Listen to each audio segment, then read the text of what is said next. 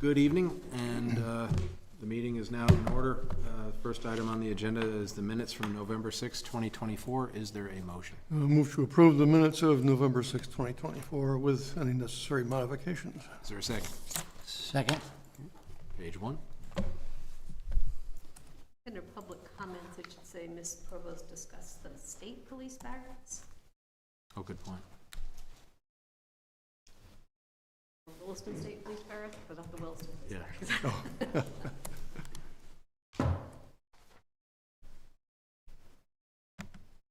Page 2.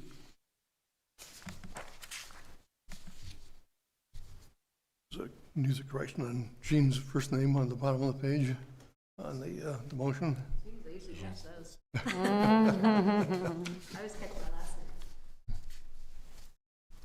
name. Page 3. Need a correction on my last name on the, on the first motion on page 3. And also it talks about the Williston representative of the Chittenden Communications Union. That should say the Chittenden County Communications Union District.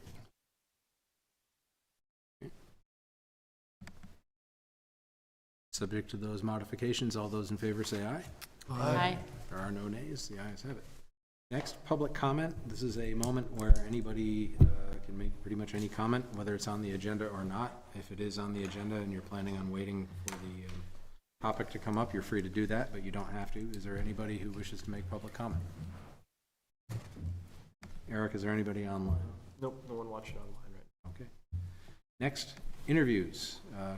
Catamount Community Forest Committee. Drew? Hi, can you come on up? You can bring your counsel with you.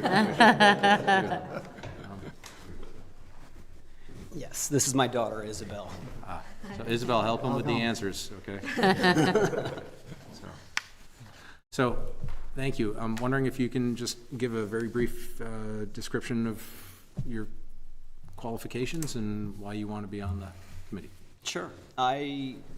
When I was young, I grew up in Underhill and spent a lot of time at Catamount Community Forest, mountain biking and cross-country skiing, and so it's sort of been a part of my life since I was little. I ended up moving to Washington, D.C. for grad school, and I got a master's degree in natural resources and sustainable development.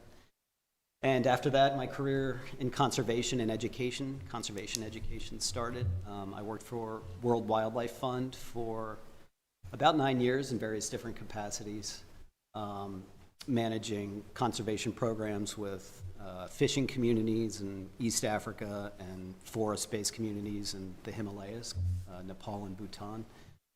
And it was really a position where I was focused on working with communities to sort of live sustainably within their environment, and also provide basic education for women and girls in particular. I then went and worked with cocoa growing communities in West Africa, again, working with them on how they can work more sustainably within their environment. And then I married my wife, who I met at World Wildlife Fund, and we decided we wanted to move back to Vermont. And we had Isabel here and live in Williston, had a bit of a career change, I guess you could say, and I was part of the Master Naturalist program, the Williston Master Naturalist program as well, which did a lot of education on more local conservation issues and just gave a better understanding of what the environment, why the environment in Williston was so precious. And, with Isabel, as she grew older, we got more involved in volunteer opportunities at Catamount Community Forest. So she and I have spent the last couple of years monitoring bird boxes. So we're up there throughout the spring and in the summer doing that. And I've also volunteered doing some of the invasive species pulling out of the woods there. And so I have a pretty good understanding of some of the issues that are going on there. I know Ethan Tapper fairly well and have done a lot of his walks through the woods. And so, I thought this was a great opportunity for me to sort of get back involved with the community and in conservation issues. And, I think that Catamount Community Forest is really one of the gems of Williston and the state of Vermont. And I'd be very happy to be a part of the path going forward. Great. Thanks. Questions from the board? I hope we're not too boring for you. Not at all. Maybe with your history, they'll give you a whole plate full of things to do. Looking forward to it. You're like an AI-generated perfect candidate for this position. Well, I've been here all along, and just waiting for the right time, and I think this is it. And Isabel helped push me in this direction as well. I told her that this position was available, and we were up at Catamount, and she said, "You should do it. I've got a million different ideas." So So we're come on getting a out. 2-for-1 here. We're getting Isabel and you. She's got a lot of ideas. Yeah. So we'll see what we can do. And I do have to, so I sit on the committee for the select board, and the folks who have recently turned over were more on the natural side of the fence and less on the bike riding side of the fence, and so we are missing that voice. I think we're really missing that voice. So sounds like you've got both voices, but if you certainly could fill in really effectively. Not everybody has the skill to be able to talk about the forest as a forest as opposed to the forest as a rec center. Very excited. Any other questions or comments? It's hard to believe that you would have a conflict of interest on anything, but if you did, what would you do? If I had a conflict of Yeah. interest, well, I guess I would raise it with the committee and see if, anything needed to be addressed more broadly, but I don't foresee any conflicts of interest happening here. Me too. so. Start growing cocoa or something. I don't think it'd do well here. With your knowledge of, obviously, with your experience and your education, but also your knowledge of the forest, what do you see as, kind of the rising priorities for the committee and for our town in regards to the forest? I've been here in Williston for about 12 years, and I think that the spread of invasive species has been pervasive, and I see it in a lot of the town forests, and it's not necessarily being addressed like it is at Catamount. So I think, turning our eyes towards the Allen Brook area, I see it a lot in the Sucker Brook trails, a lot of the invasive species there. It's going to have an impact on our ability to adapt to climate change and our biodiversity as well. So I think those are things that we need to look at, not just in this small area, but to sort of scale it out a little bit more.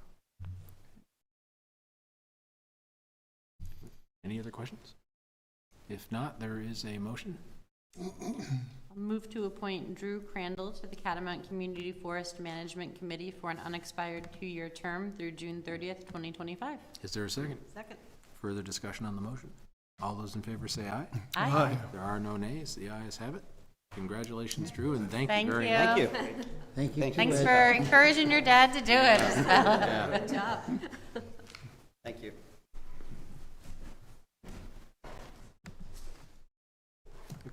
Community Project Fund Projects. Eric, if you could do an introduction. Yeah, so I can lead off, just following up on board's discussion from a couple meetings ago. We've got some information on the parking lot project. We'll share. Bruce is on Zoom if there's any questions for him. But I think to get started, Shirley updated just the overall accounting, and she provided a memo to each of you at your place this evening, and I'll surely walk through that first.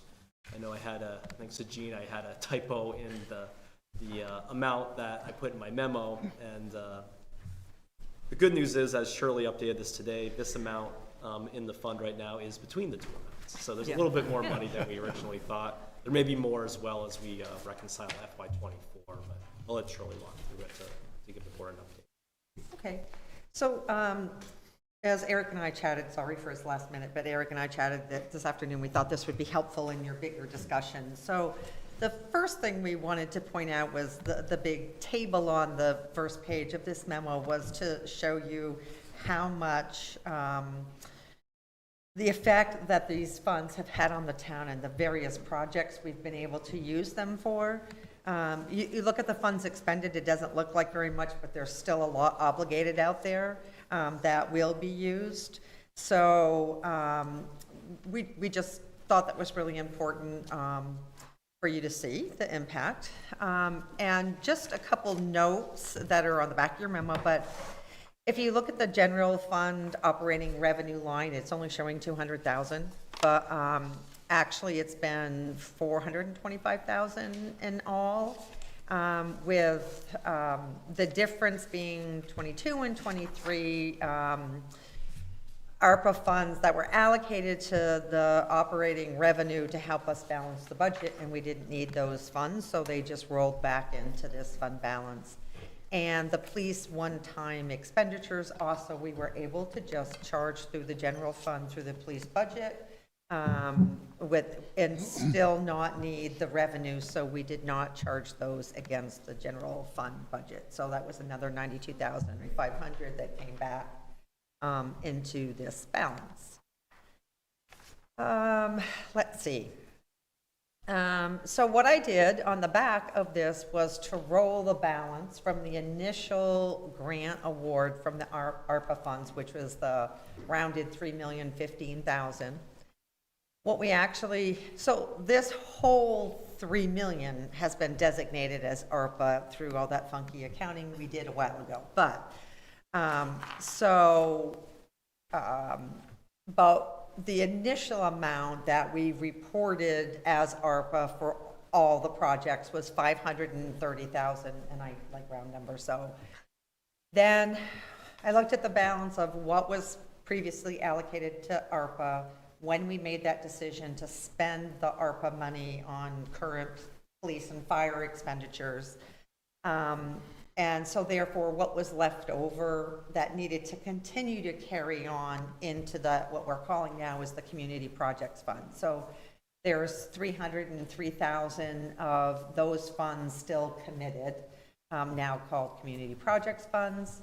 The capital, I should have updated that, but it's the FY25 capital budget allocation, but that number also includes 75,000 that was also included for the general fund revenue that we use to balance the budget, help reduce the property tax rate.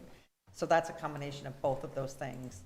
And then the 750,000 are the two items that the select board has approved from the balance for the Industrial Avenue Bridge and the TIF study allocation, leaving us 662,000 left to allocate. Plus the fund has been, or to summarize down below, the fund, we invested $1,500,000 in CDs. The current rates range from 4.35 to 5.5%. When we first invested them, every CD was above 5%. So over the FY24 and year-to-date through October 31st, we've earned $74,000 in interest earnings on those invested funds. Therefore, leaving $736,000 of the fund left to allocate. Really, the 125,000 allocated in FY24, that there may be some that's rolled back into this fund. Yep, so that, in that $302,000 number, there still is 125,000 from the FY24 allocation for revenue. And until I close the books and know where we stand, I'm holding that number as being allocated, but my gut feeling is you're gonna see most of that come back into the fund to be available, award or. What was that number? 125,000.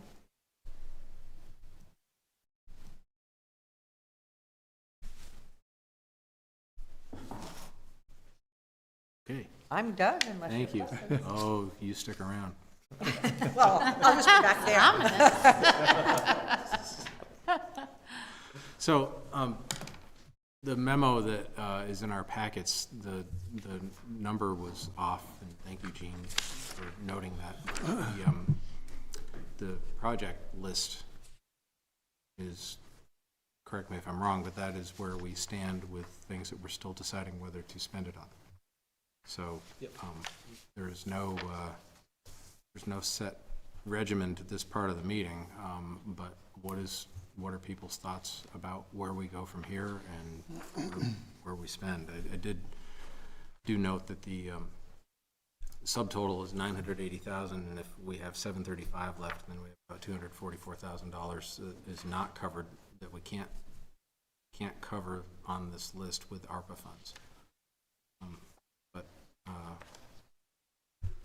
what are people's thoughts? You had some notes about the capital and operating budget and deciding this. Sure, Yeah. sure, and I can speak to the parking lot too. If the, on the capital and operating budget side, there's a good summary Shirley put together, just a number of years here, and especially last year when, I recall, 2 dump trucks to replace as well, and we used, with the rising price, we used some ARPA funds to help weather that expense. As I'm working with Shirley to finalize the transmittal for operating capital budgets to the board, as anticipated, it's going to be a challenging and tight budget year, and capital needs are certainly, there's a lot of need out there, and making decisions right now of where to trim a little bit, where to defer, but we're running up against cutting a good amount from capital last spring for the budget, for the revised budget, trying to think of good sustained funding moving forward. But all that being said, my thought for the board to consider is, as you're thinking about allocating these funds, you may want to hold some back if you were to allocate some this evening as part of the budget discussion, and see if you want to use any towards that process or not, but just to give yourself that option at this point. As Shirley mentioned, our approach with using it towards operating revenue the last 3 fiscal years was a step-down approach. We did 300,000, 125,000, and 75,000, and in our favor, we didn't have to tap into those funds as operating revenue. But one thing we could do is budget a step down for 1 more year, for example, instead of going from 75 budgeted to 0, maybe step that in half for 1. These are all more of the larger budget discussion that you'll have in December and January. But just before all this funding were to get allocated, just to have that on your plate here is thinking about making budgets balance. And once you start looking into the budget proposals and deciding how all those elements are going to play. Then I can speak to the parking lot.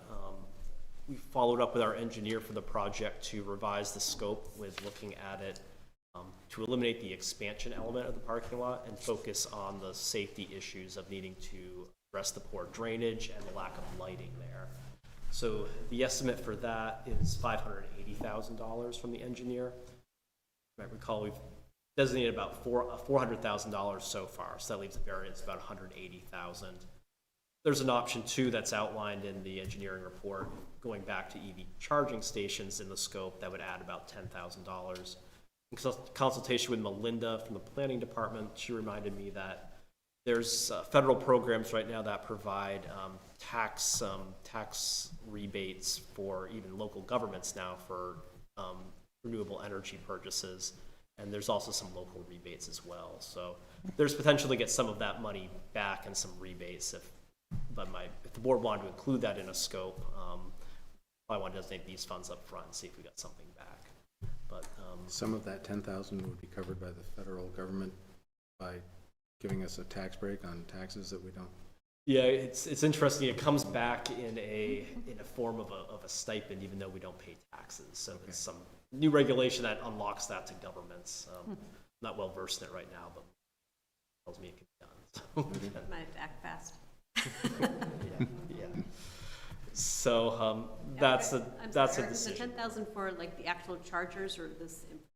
for the chargers. I think their estimate's 5,000 each. And as the larger expense, like over in the park when we did it, it was more to run the conduit there, and so the decision point for the board, if you want to move forward with that project with a revised scope, by looking at about $180,000 to $190,000 of additional funds that we required.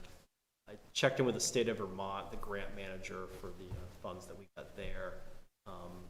They would want me to just put a formal scope of work change for them to consider with these elements. But on first email, it wasn't a denial. They said, well, we just need you to put this together. So if the board was interested in allocating these funds, I'd go through that formal process with the state to make sure we also activate some funds for the revised scope. So Eric, I'm just going to add that to that on this table of projects. If you look at the EV charging stations, there's still 11,000. So you could find that 10,000 in that 11,000 if it's for the charging stations. Good catch, Shirley. I mean, I guess I would be most interested in just making a decision on things that will have to find their way into the budget if we don't make a decision in favor of them. I would think that the parking lot is probably the first priority. I'd be okay with just approving money towards the parking lot so you can start moving forward on that. And the Allenbrook Bridge, I think, is the other sort of one that we need. If we don't do it with this money, we're going to have to do it with budget money because that's heating up in the community. Yeah. But we haven't done anything about it. Is there anything else on this list that we kind of feel if we don't make a decision between now and budget time, we'll have to find its way into the budget?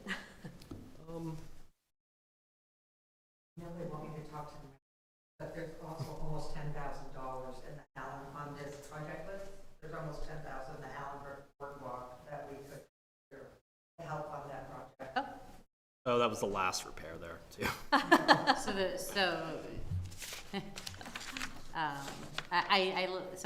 It would actually be, I mean, essentially allocating 10,000 less than, because we already have allocated. I think that's a no-brainer to me then. We're saving money. As long as we're sure it's the 50,000 is right. I agree. I agree. The only other thing I would add would be that I would like to see us make the allocation for the Williston Food Shelf now, as we are approaching the end of calendar year, and in light of Williston welcoming some new families, which has created even more of a population that the Williston Community Food Shelf is going to have to serve. So I would like to see taking some of the burden off of them right now by allocating the $35,000 for their 1 year's worth of rent. So I'll keep just annual blurbs, okay? So we have the Social Welfare Committee funds, and the group just got done allocating, and I forgot to ask Erin, but Erin did say to me at one point they were thinking about 5,000 to the community, to the food shelf. Okay. So I can let you know through Eric what they actually decided, so that you may be able to think about reducing that number a little bit because of that contribution. The other components of this list, not related to, this wouldn't be in the capital budget, but just with some pricing, the fire strategic plan, the price there is probably going to go up after January 1st a little bit. And then the Village Park Pavilion, they're more of a lead time to order it sooner rather than later to get it delivered for a springtime construction. If there's, it's not critical when that's put in, but just to let you know that 110 is a good number that Todd got a recent update. Sort of had that one in my head that we'd already approved it. I know it's got a little asterisk on it, but I kind of put that one aside. Yeah. I thought the 20,000, we were kind of all in agreement on 20,000. Yeah, I had a note that both of those projects were approved, but the holdback amount. on the funding amount. Right. So we just been holding for that final going. Right. But I'm a little unexcited about the whole 35,000, knowing that the food bank has 5 years of savings in the bank. So I mean, maybe some. I'd be happy to give them something. Maybe something like 10, and the 5. Yep. The 5, I think they get every year. They probably count on that. Yeah. So I'd say 10 off of this number, and we could certainly leave the rest of it on to reconsider. I think that's reasonable. 6 months ago, our number one public works project was the Talcott culvert. Yeah, It's number 2 now. that's, Now that we've got, it should be, it's number 2, but is it still something that needs to be done? I think, and Bruce is on, and Bruce, if you want to speak to this with the Talcott Road culvert, as I know when we heard last, I think we can wait a little bit longer for that. But Bruce, if you're still on, would you be able to just provide a general update on the Talcott Road culvert? Yeah, I'm still here. Can you hear me? Yep, we can hear you. Okay, so, nothing has changed on that project. You know, those culverts still need to be done, at some point in the near future or in the future. But the bridge on Industrial Ave obviously took the top priority. So, you know, not to sound flip or anything, but if you remember, I came and said, give me the whole $3 million because we could use it. So those culverts are there. They're going to be there. They haven't gotten any worse, but they obviously aren't getting any better either. So That would be a capital expenditure, or capital project, correct? Yeah, it would be. Also the River Cove pump.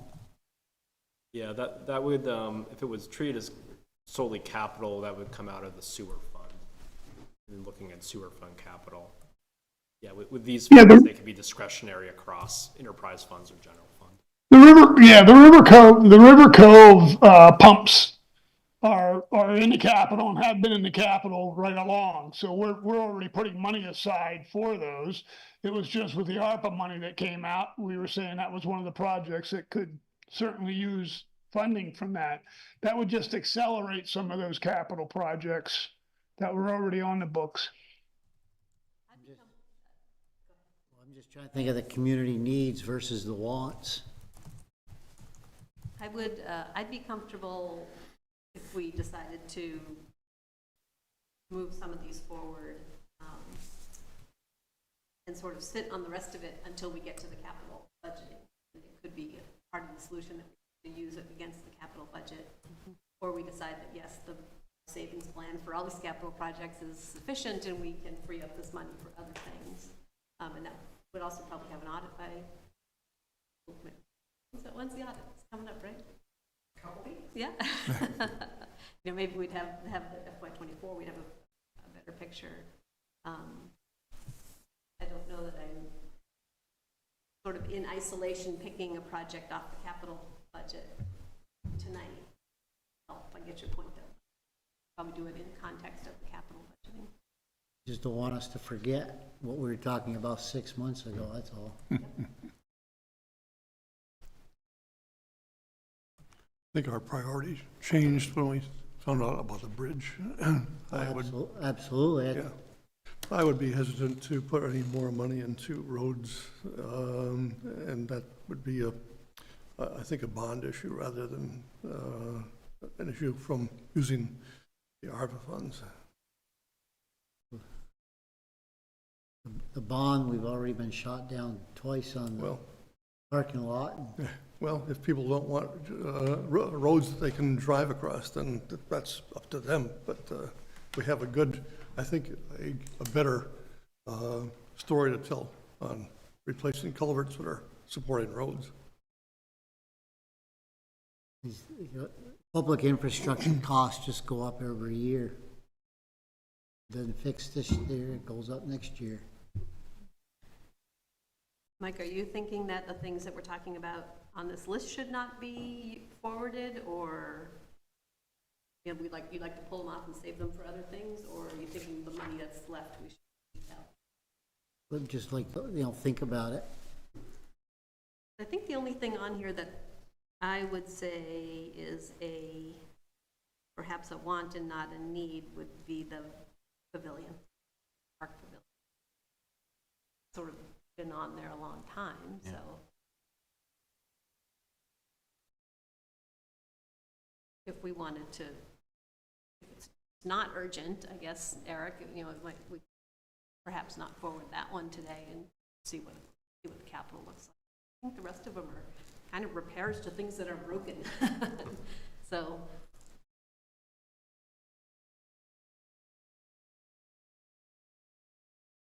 So are you saying that you'd want pretty much the entire list except for the Village Park Pavilion? No, what I'm saying, so what I had written down here was the Village Park Pavilion at 110, the fire strategic plan at 20,000, the town hall parking lot at 180, the Bridge, Allenbrook Nature Trail Bridge, oops, 45. At 45, 55 minus 10, right? Yep. And the food shelf for 10, and that would be 365,000 out of 735. Now, I'm just waffling a little bit on the pavilion, but that's, like I said, it's been sitting there so long, I just assumed we'd already approved it. Yeah, you'd approved doing it, but just not the amount of money Right. at that meeting. So anyways, I was gonna list those for 365 and make a motion that we approve those, if that sort of feels like what we want to do tonight, and then we can hold the rest till we get to the capital. I agree, and I would like to note, so you noted the 180 for the parking lot. I'm wondering if you were thinking that included the additional $10,000 that we had left over to install the EV charging stations, though?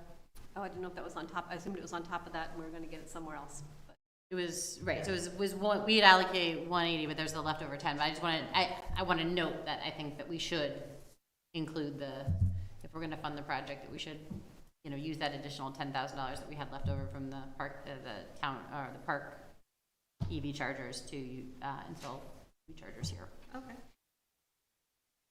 So that's So another. the bottom line will still be at 365, but it's important to note that, Well, do we maybe separately want to approve that, using that 10 for the EV chargers?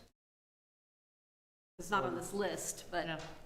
Yeah. It was approved formally, but it's just sitting there. Yeah, we had it as an EV charging stations account, so. Okay, then we just. Yeah, I think you could make a motion for these new allocations and then just provide consensus to the manager to proceed with EV charging stations. How are people feeling about the pavilion? I don't think it's a need, I don't think it's a need. Yeah, I don't either. I agree. So we'll leave it off for today, at least, huh? I'm gonna have to do subtraction to Yeah. 54. The Allenbrook Trail, we're talking about a study and we're also talking about a repair. Are you talking about the, repair, replacement? I was only moving forward the 55,000 repair minus the 10,000 that we already have. Is this the same bridge that lasted a year the last time? I think it was more than a year, but it's the same one that keeps. Yeah, same crossing. Yeah. I've been wanting to go over there and I haven't made the time. So, Let me make a motion, give it a shot. yeah, actually, can you just say the projects, not the I was numbers trying to do it as again? part of the motion. Oh, okay, all right. I think, I'll try it and then I'll make the motion. No, just make the motion, that's fine. Okay, so I make a motion that we allocate from the Community Projects Fund $20,000 for the fire strategic plan, $180,000 for the town hall parking lot, $45,000 for the Allenbrook Nature Trail bridge repair, and $10,000 to the Williston.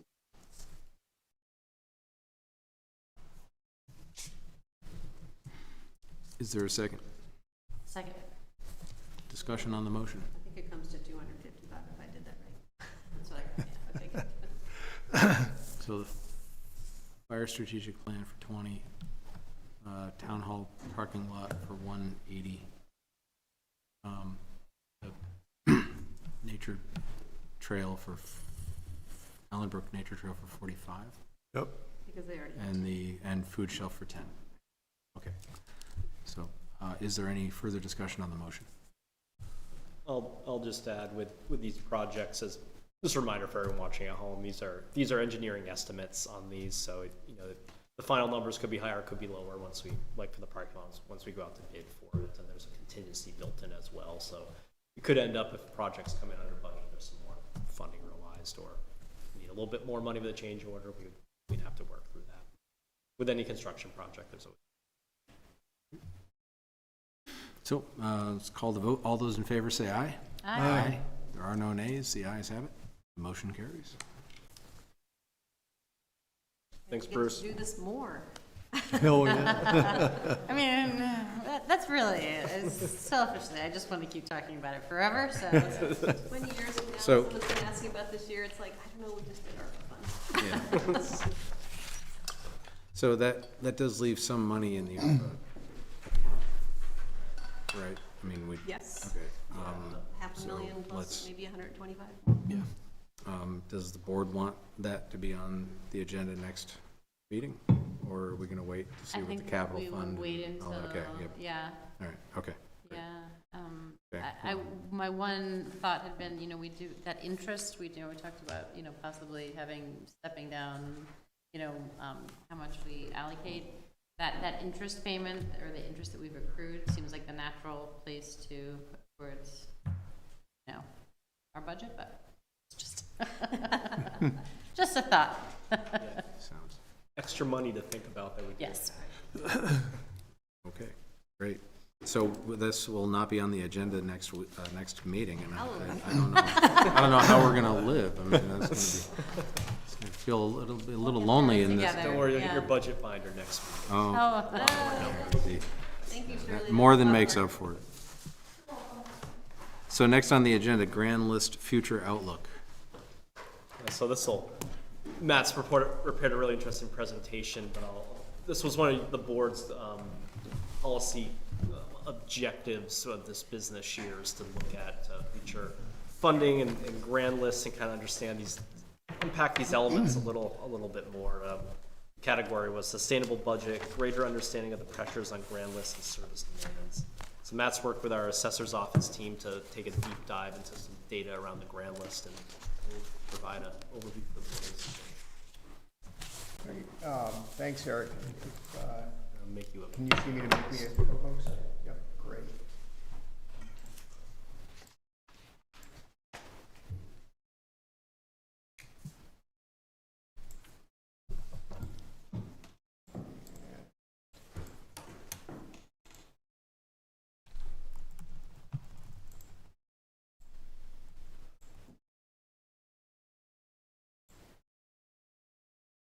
Oh, there we go. I gave you permission.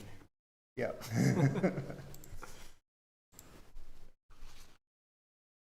Should be.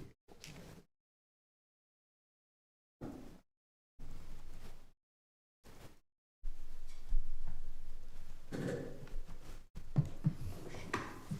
on. I guess I've got to, I'm going to have to share it and then start it.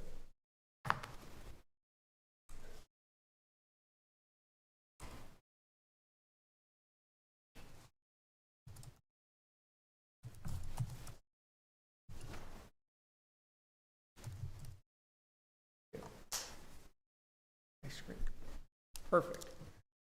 All right, so as Eric said, I've done a pretty deep dive, or at least spent an awful lot of time in Excel over the last couple of weeks, looking at some historic and current grand list data to put this presentation together. And I can't thank Bill Hinman and Michaela Harton enough for helping put all of that together in a really digestible way, and advise me on how much of the information to look at in order to try to give you all a picture of where we've been and where we might be going as it relates to the town's grand list. So I told Eric I'd have half a dozen slides for you all tonight. I've got 31, but I promised to move through them quickly and try to get plenty of time for some questions at the end.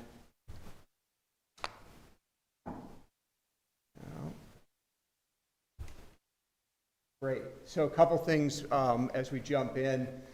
Just keep in mind, tax burden for municipal services is spread evenly across every dollar in the town's grand list. So every dollar worth of property value pays the same percentage into the grand list, as opposed to thinking about schools. One of my other caveats tonight is that we're not talking about school tax, even though that's the far bigger number. We're talking about the share of the tax burden for Williston's municipal services that is borne by Williston property owners. Grand list and taxation is kind of like a water balloon thing. Pressure has to go somewhere, so if value goes down in one place, other value has to be taxed more to make up for that. So, you know, you're always trying to yield a certain amount of money to support the town's budget, but the value inside of the grand list, and I'll show you some of this tonight, is shifting all the time. And then just, you know, that different kinds of development generate different amounts of tax revenue, and they vary in different ways over time. So I'll show you a little bit of that. Beyond scope of tonight, obviously this tax burden is created by spending. I'm not going to talk about spending or budgeting at all tonight. We're going to do plenty of that in the next couple of months. Also, this isn't all of Williston's revenue to support its entire budget. It has other sources of revenue, you know, federal and state grants, certainly the local option sales tax and other things, user fees, et cetera. So this is just about the part of the budget that's being raised off of the town's property tax. And also, you know, we'll talk about money one more time, talk about spending one more time, understanding that different kinds of development generate different levels and kinds of service demand. So not all development is equal in regards to that either. And that's where our cost comes from. And again, just looking at municipal tax tonight because the math is a lot easier, and we can kind of put a border around Williston's border and say we're just looking at money that's moving around inside of there as opposed to statewide with the school tax. So, you know, the grand list, I picked two pictures here, one of money and one of apples that's supposed to represent windfall. It's sort of like the town's inheritance. You have an incredibly property value rich municipality in Williston. A lot has been developed here, and it's possible to, you know, fund a fairly robust municipality off of a fairly reasonable amount of property tax revenue. But I want to think about it a little differently than an inheritance. It's not just something that sort of showed up one day. Like a lot of inheritances, it triggers questions about the future. And what are we going to do when we inherit value? A lot of us would think about investing it. So think about the grand list as something like the town's investment portfolio, or if you prefer a greener metaphor, garden. The town has some ability to influence the grand list's ongoing value for ill or for good, and I want to talk about that a little bit tonight toward the end of the presentation, but let's take a dive in. You're not meant to be able to read these numbers on the screen, please don't try to, but I just wanted to illustrate some of the calculation method that I was using here. And what I do want to stop and just say is I've broken up and I'm looking at the residential, apartment commercial, and industrial components of the grand list. This makes up the vast majority of Williston's grand list. There are some values that aren't shown here related to utilities and some other kinds of land, but it doesn't make a whole lot of difference in terms of looking at the relationship between these. These are the big ones. What's the difference between commercial and industrial? So industrial is truly a property that's in an industrial use, like a manufacturing use. We have a lot of properties in our industrial districts that are classified as commercial properties because they're a warehouse, or they're, you know, U-Haul, or a car dealership or something like that. So this industrial is truly your SD Ireland's, your chimney supplies, folks who are making stuff. Keurig, et cetera. Why'd you just say that, making stuff? Making stuff. And what you do see here is I have those categories, and then I have 4 years that I'm looking at. So 2003, 08, 16, and 2024. And Bill advised me to use those first 3 dates because those are reappraisal years. 2024 is just this year. So talk about that a little bit going forward. And, you know, what's the history of the grand list? Well, it's a lot like the history of the town. It's growth and change. There's 1999. There's 2024. All of those things that you just saw changed in that picture are also things that changed on the grand list. Residential, commercial development, Taft Corners building out, et cetera. So, you know, we've had a change in value. And that's that first column in the red highlight is just the dollar value as it was assessed each of those years. I did take the additional step of adjusting these values for inflation, because it's important to understand, when we're looking 20 years back at a 2003 value, well, what does that mean in today's money? And it does some interesting things to the history when you think about it that way. So everything I'm going to talk about that's a dollar amount pretty much from here on in is going to be inflation adjusted so that we can compare 2003 to 2024 in a useful way. When I talk about percentages, they're just percentages, and it doesn't really matter which one we use because they come out the same. So without adjusting for inflation, this is what those four components of the grand list look like. And I'm going to use these colors throughout. So this sort of salmon color is residential. The little yellow wedge is apartment commercial. Blue is industrial, and green is commercial. So that's without taking inflation into account, just if we compare dollars to dollars. This one is if I factor in inflation. And so one of the stories here is, as we've all experienced from 2016 to 2024, inflation has eaten up the power of our dollar quite a bit. And so when we actually start comparing all of these values in 2024 dollars, everything went down. Now, the other thing to remember is, like I said before, 03, 08, and 16 are reappraisal years, and 24 is not. And so if I was mapping this to a reappraisal year, say 2030, this might look a little different even with the inflation adjustment. You might not have that downtick. We know that property is significantly undervalued on Williston's grand list right now, and I'll talk about that in a little bit. For 2024 is assessed values. Yes, those are one-to-one, just today's dollar. But they're assessed, not adjusted or anything. Correct. So my inflation factor is 1 for that. If I go all the way back to 2003, it's about $1.71, and that's just based on the Bureau of Labor Statistics, based on the CPI.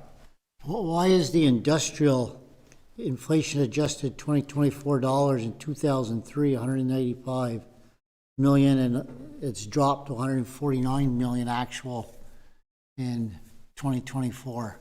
It's the only one that's dropped. All the others have increased. Yep. So one thing about industrial, I'll talk about it right here, is we've had very little growth in the number of industrial properties. So in fact, out of 76 industrial properties in 2003, today we have 77. There's only been one more.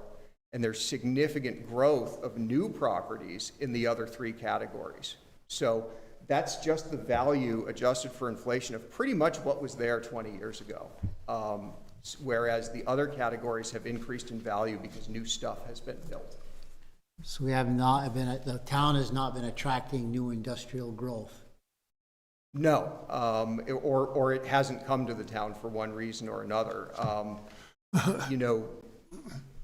Part of it is, I think there has been a lot of demand for other types of what we would call heavy commercial users in our industrial zone. So it's folks who are doing transportation and warehousing, heavy and bulky retail, gyms, and other things like that. I think also true industrial, again, making stuff, is a pretty specialized thing, and those users tend to be looking for really specific things in the sites that they're locating on, both in terms of size, wastewater capacity, accessibility to the highway for transportation, job market, et cetera, where you can kind of plunk down a U-Haul storage facility anywhere there's enough people to rent the units. If you're trying to press circuit boards or make something like that, you have a lot of other factors. SD Ireland has increased substantially, so that means other people have all decreased. Some have, and if I go back to real dollars in industrial, in 2003 dollars, the industrial category was worth $114 million. In 2024, it was worth $150 million.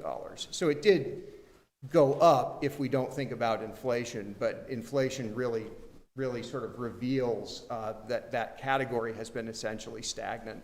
And both really in value and in number of properties. So the change I'm talking about here is development, and there's this column in the table called number of properties. And so what that looks like over 20 years is over 1,000 new residential units. And that's mostly ownership residential that, someone's actually paying, seeing the tax bill for their unit and paying it. 17 new structures in apartment commercial, so go from essentially 0 in 2003 to 50 when Champlain Housing Trust by Maple Tree Place came along, shows up on the books in 2008, and the other 50 units, one project, and the other 16 projects, buildings show up after 2008. 74 new commercial buildings or properties and 1 new industrial.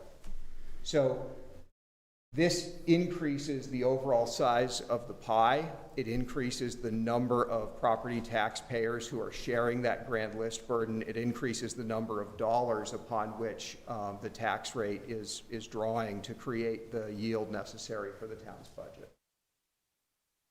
And just to look at this, this is just the percentages. So the share of the town made up by each of these use categories. And so you do see that blue band, the industrial band, gets a little narrower. The commercial, the green on the bottom, kind of bumps along a little bit, and it declines a little bit from 2016 to 2024. The residential gets slightly smaller, the salmon color across the top, and there's that little yellow wedge of apartment commercial that comes in and starts to move things around a little bit. That little yellow wedge in 2024 represents about $85 million. And it represents an offset of $50 a year to the average residential taxpayer in Williston. So there's another column in my table where I look at what is the average property, just divide the number of properties by the amount of tax that they're paying.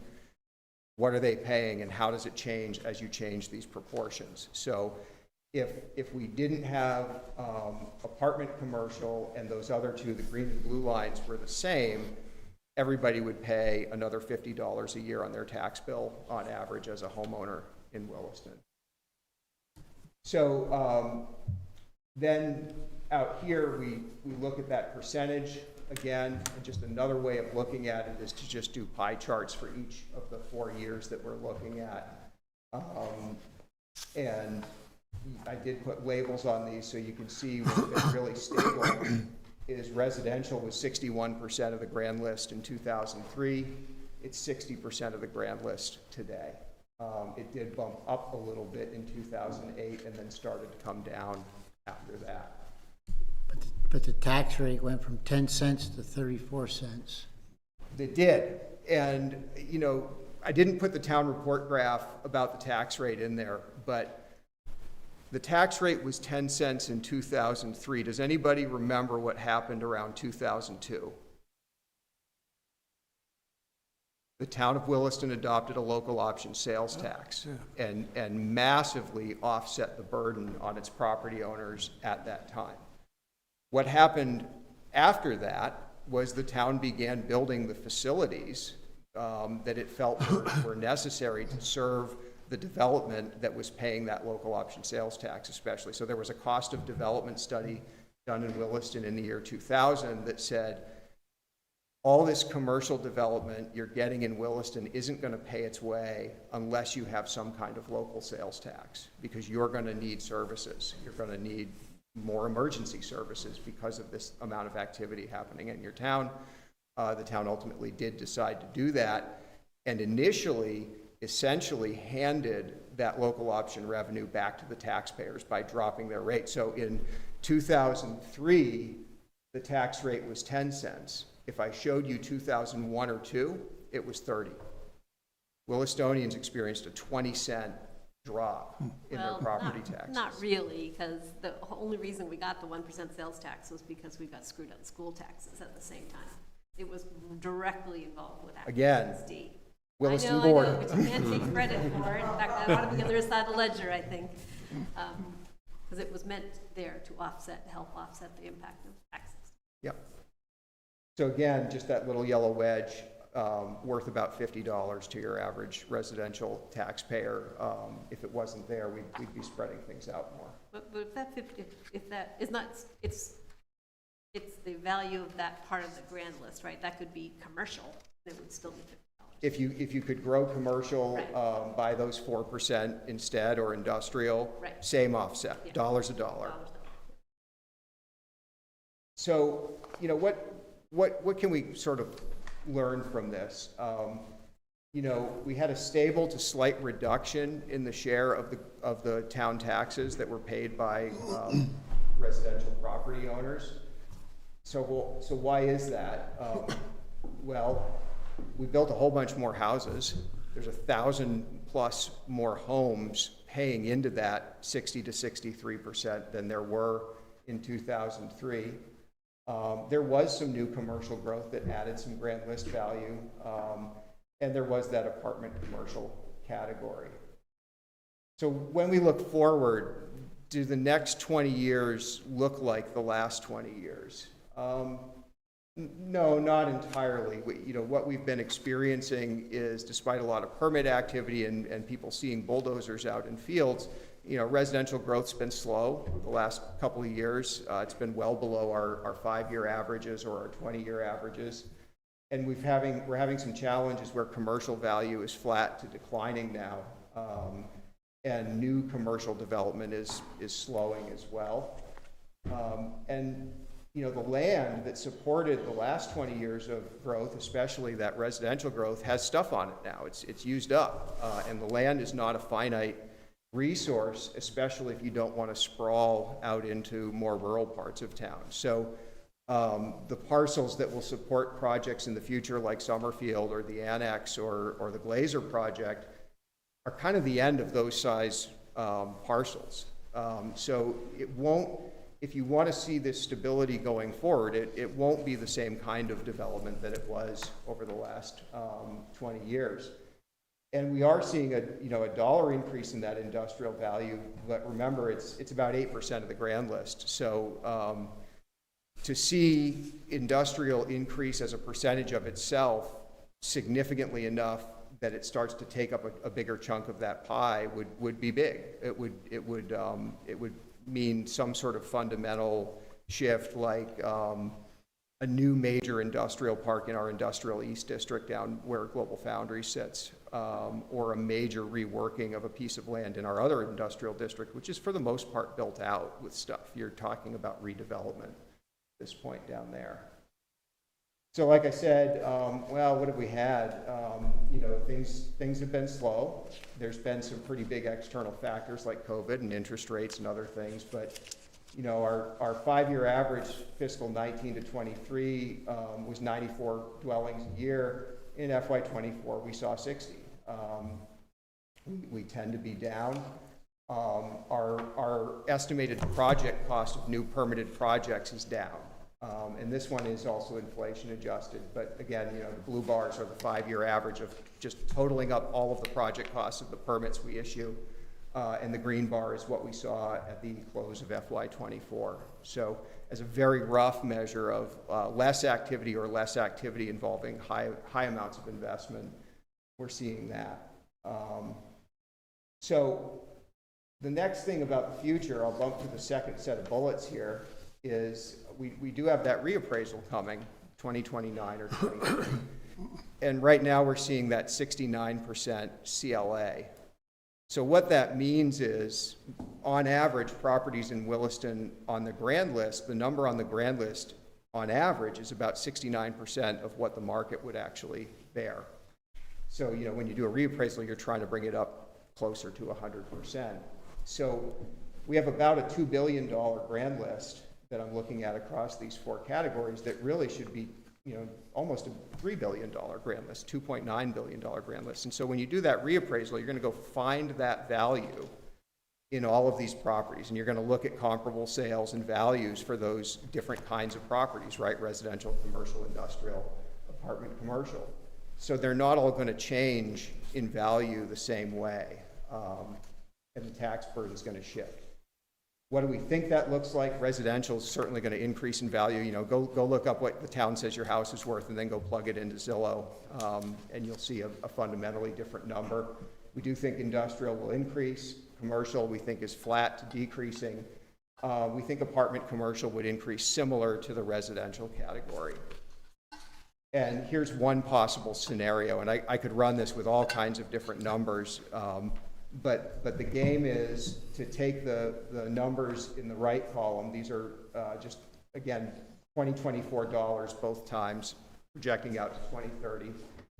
And I've increased the total value of the residential grand list by 60%. I've more than doubled the value of the industrial grand list. I've left the commercial alone, and I've increased the apartment commercial the same as residential. So change all those values, and if I don't change the tax rate, I suddenly get a whole bunch more revenue. But what I really want to do is take a look at how the burden shifts if we stay more or less revenue neutral. So I start working on that tax rate. And until I come up with one where my revenue, which is all the way on the right of the slide here, is more or less the same. I think I got it within $2,000 or something. So I've dropped my tax rates because I've got a bigger grand list. But the other thing that has happened is the share has shifted. The average home now pays another $124 a year compared to what they were paying prior to the reappraisal. And residential, sorry, there's a typo here. It should say 67% of the tax burden, not 57%. I thought I got that one. Sorry about that. Anyway, shifts from 60 to 67. So higher tax burden for the residential category and more dollars for the average home per year. Not because you're changing the budget at all, just because the burden is shifting as the values change. That's that difference between paying $1,125 a year and $1,247. Some of these commercial properties are, this might be a question for Eric, not for you, but you know the answer. Some of these commercial properties are coming in and telling us already that their values are less than we have on the books, and giving them a tax break. So that's part of this decline also. Those might smooth. It is. Smoothing the shift, you know, because at some point when you do reassess, it'll be like, oh, you lost a lot of value, and that's already what we're taxing you at. Yeah, it becomes part of that appeal process Right. every year for Yeah. for the assessments. Yeah, It's hard for trying to get it to the market rate. a single household owner to decide they want to appeal their taxes. Just in the middle of the middle of daily business, coming into a bill your house taxes probably not as compelling as when you're a business and you're gonna take $20 million off your value and your tax. How can they do that? Sorry. How can they do that, you know, just say our value's less? So I had a slide in here, and it didn't make it in, but I just had the headline regarding Maple Tree Place. They sold, right? So we had Maple Tree Place on the books for $6 million more than they sold for. They come in and say, well, here's the evidence of what we're worth. It's $6 million less than you say it is. We would like our appraisal, 100% of our value is the number that somebody was willing to pay us to buy the property.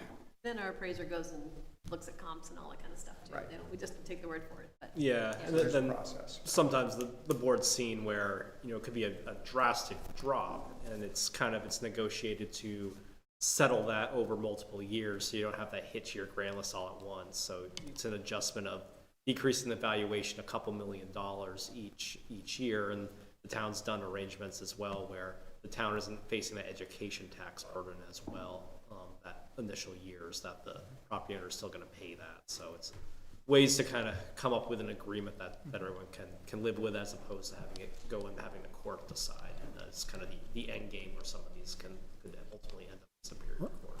One thing I'm kind of confused at maybe is that Williston Town Marketplace pays property taxes on the property, correct?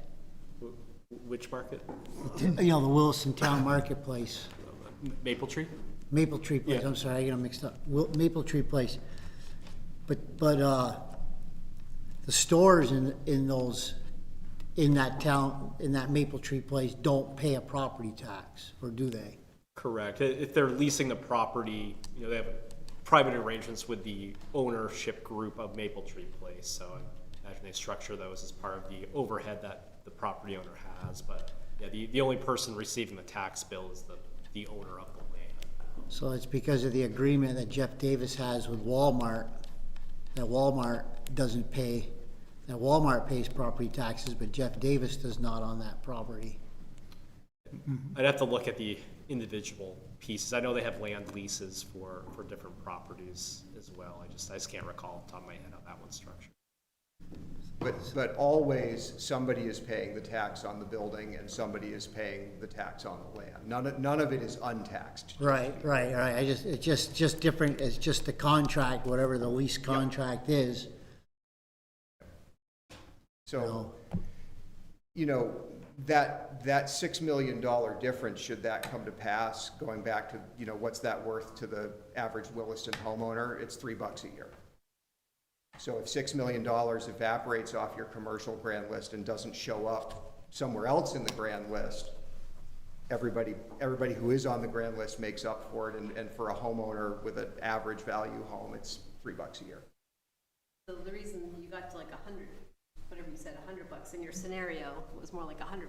That was because the residential is going up while the commercial is going flat. Correct. So the value of an individual residential property increases greatly. The value of a commercial property stays flat. The tax rate to yield the same amount of money for the town goes down. The home value went up so much that the actual dollar amount they pay on their bill has gone up. So I think other towns that have reappraised recently have seen similar outcomes. Just reading in the news. yeah, I live in South Burlington. This is exactly what happened to the tax bill on my home. When the reappraisal happened, the University Mall went down in value and my home went way up in value, and as did all of my neighbors, and my tax bill went up by something about like this, maybe more like $200 or $300. But that's what you'll see. You will see this effect in school taxes too, but you're jumping into a much bigger pool. So. And they adjust for the 67% already. Right. That's what the CLA is. Right. Yeah, it's good to know because that's how I always explain the CLAs, but the very simplified model is that everybody in the town's property value goes up the same amount, then tax bill's gonna not change, but what you're talking about is differential in what kind of property goes up or down. Right, and I think a lot of folks who've been experiencing these reappraisals maybe misperceive that the increase they see in their tax bill is directly because of something happening with school funding.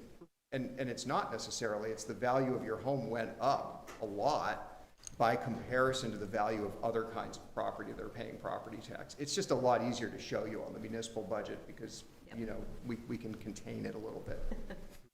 So, you can sort of digest this and think about, well, a Williston homeowner might be experiencing this.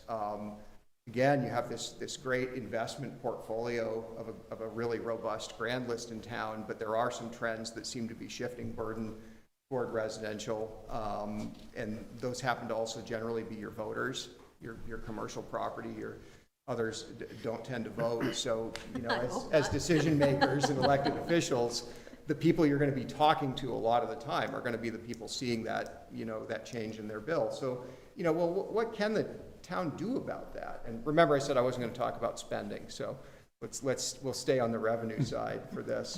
Well, the first thing is, I think the town's doing a lot of really good things about this, and so I put check marks in all of those. The town invests in good planning. We have zoning that puts a lot of value into a small space. In other words, we don't add massive amounts of infrastructure with huge maintenance liabilities and then not get the value for it. We have value density. We have efficient development review and approval processes that are predictable and help encourage people to come maybe be in this town as opposed to one where that's more difficult. We require high quality development that tends to hold its value. And not all communities are desirable enough to be able to do that. A lot of communities end up with far more sort of disposable types of property development. You know, the standard Walmart store nationwide, Walmart plans for that building to go from its full value to zero in 15 years. And that's not the way it happens here. So we also invest in public good in Williston that increases property value. We give people a reason they want to be there, be here, have their home here, have their business here, provide a high level of service, great amenities, and if I do say so myself, highly qualified personnel. And select. And elected officials. We can all just, pat ourselves on the back. So you got this golden egg. Well, what else can we do? Feed the goose. You want it to keep laying those golden eggs. So think about the things a town does as targeted investments in the viability and diversity and robustness of that grand list. Do build infrastructure where and when the town wants to build it. You know, using a tool like the official map, I should put a check mark on that one. That's a great tool to plan future public facilities. Create the capacity that supports the kind of things you want to see. You know, if you want to see more industrial growth, you've got to think about trucking routes and you know, road quality for those sorts of things, maybe, or wastewater service. Enhancing connections in the town, multi-use paths and greenways, thinking about adding amenities, a conversation the town's certainly been having over the last few years, and services, collaborating with the private and nonprofit sectors, housing and economic development. Think about some of those sort of sore spots in the grand list, areas that are actually low value because they've become decrepit or they've fallen into disrepair. Maybe they've even started to create a service liability, like when we have people breaking into an abandoned building. There are ways governments and municipalities can, you know, push properties like that toward redevelopment, get them back on the grand list, and think about ways the town can participate in doing that. And like I said, encourage redevelopment of declining properties, thinking about things like a former police barracks or a big box that sits empty for too long, or former Honey Thai restaurant on the corner of Zephyr Road and Route 2A, one I would love to see somebody do something new with. So those are some things to think about, strategies that have been proven to work in lots of other places. You'll sometimes hear people talk about pushing for redevelopment as something called land banking, basically setting up a fund, trying to take a property that no one's interested in and fix whatever it is that's causing nobody to be interested in it, and then get it back out into the private sector, get it on the grand list. They're doing a lot of that statewide in Maine right now. We have a lot of towns in Maine that have, you know, a abandoned industrial site that maybe needs a cleanup before anybody's going to be interested in buying and redeveloping it. There's a statewide fund for that. It's called land banking? Land bank, yep. So there's, if you were to look up in Maine, there's a statewide land bank. It's funded by a surcharge on the tipping fee for construction materials at all the dumps. It generates a couple $1 million a year, and that's put back out through a competitive process into the communities in Maine to rehab those distressed properties. So just a few things to think about, the kind of tools that certainly we've been thinking about and talking about when we look at the map that could help keep the grand list picture as, again, robust and diverse as it is, and help continue to stabilize, if not reduce, the tax burden on your homeowners. That's the whole thing, and thank you again to Michaela and Bill. Burlington was in the news the other day of wanting to increase a fee that they charge for abandoned buildings. But I don't know if that's a good idea or a bad idea. I did note that they didn't seem to be ready to fine themselves for Memorial Auditorium. But is that something we should consider? Or? It might be something to think about. I would put it in the broad category of, you know, do things that encourage the redevelopment of distressed properties. It seems like in Burlington, you know, the Midtown Motel was a famous example of somebody who paid the abandoned building fee for, you know, almost 20 years. I think the redevelopment of places in Burlington that have become distressed like that is often so complicated and difficult that the owner goes, well, I'm just gonna pay the fee for now. Because the land is really high value, but the redevelopment's really hard, and you're looking for that, you know, the perfect glass slipper fit with a project. And so somebody says, well, you know, it's high value, nothing's come along yet that really makes it worth my while to try to redevelop it, but I guess I'll just kind of pay this fee. And, you know, so I think what the conversations Burlington is having are, is this the tool? Like, well, what if we double this fee? Will people, you know, move on these things, or do we need to do something else? I tend to like efforts that help rather than just say, you know, give me some money. St. Albans is a good example of that, kind of the city's taking that investment in properties that need some attention and use their TIF district as leverage there as well, and some facade grant making they've done as well to take these properties and get them reinvested, maybe some brownfield sites, and then sell it back for redevelopment, private sector, and then return as the grand list value goes up, and in case their TIF district helps them with their increment for public infrastructure investments they've made. Their city manager presented here about 10 years ago, and talked about that. And frankly, I didn't think, they were all great ideas, but I didn't think they really applied to Williston. They were talking about, you know, if an abandoned building, you know, try to get the person to paint it and this and that, and I think that probably works on Federal Street in St. Albans, but it might not apply here. One thing we're lucky about is we don't really have that many of those truly distressed properties. What we do have is a lot of just empty land that could be infilled. You know, somebody asked, I think in one of these meetings when we were doing form-based code, well, Matt, isn't Taft Corners all built out? And I, you know, looked at my map, and there's acre, 2 acre, and 3 acre chunks of land with nothing on it but grass right now throughout that district. And then there are these massive disused parking lots that are just kind of sitting there making stormwater right now. And, you know, those are sometimes referred to as not a brownfield site, but a gray field. You know, not as hard to do something on, but there's some stuff there. And maybe there's even a store with a lease agreement that says whether they need it or not, they've got the rights to those 500 extra parking spaces. So there are other challenges out there. But I think you can shift the incentives to encourage people to look at those things and think about what else they might do. Some of it's a matter of time.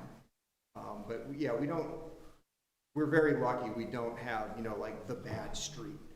Or I was talking to the city of St. Albans planner, we were talking about Newport and the hole. Yeah. And what Chip, who's, you know, as a planner presided over the St. Albans city work, said to me as man, he said, you know, Newport they got to buy that hole.